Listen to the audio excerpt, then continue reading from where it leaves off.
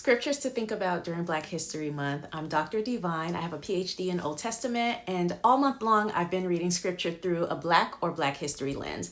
Let's get into today's text. Esther 8 and 9. Now, I did another video on Esther, but as I was reading for that, I wondered how many people, particularly in Christian circles, know how the book of Esther ends. The end of the story of Mordecai, or the end of the book of Esther, demonstrates not only what happens when a group is protected from those who are trying to oppress or harm them, but also what happens when that group is given certain privileges to avenge themselves. After Esther pleads with the king and after they hang Haman, Esther asked the king to revoke the letters that he had written to harm the Jews. The king gave Esther and Mordecai the permission to write whatever they wanted to write concerning the Jews and sign it in his name. And so this is what Mordecai wrote. In Esther chapter 8, starting at verse 11, by these letters, the king allowed the Jews who were in every city to assemble and defend their lives, to destroy, and to annihilate any armed force of any people or province that might attack them,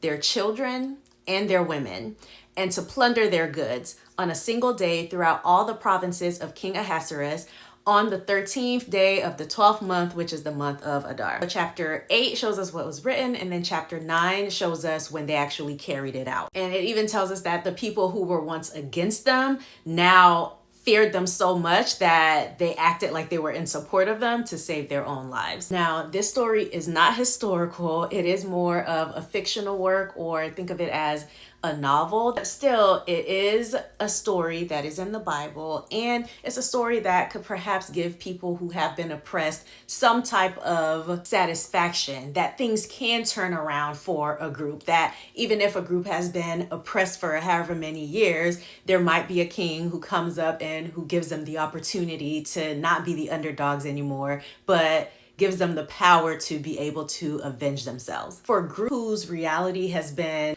much less perfect than this storybook ending that we see here, perhaps this provides some encouragement to the artists, to the writers, to the creatives in that group that, if that's not your reality, perhaps you can create stories, create films, create bodies of work that express how you wish that you could defend yourself or how you wish you could avenge yourself. This story is one that encourages those who are storytellers and creatives to get on your Zoom.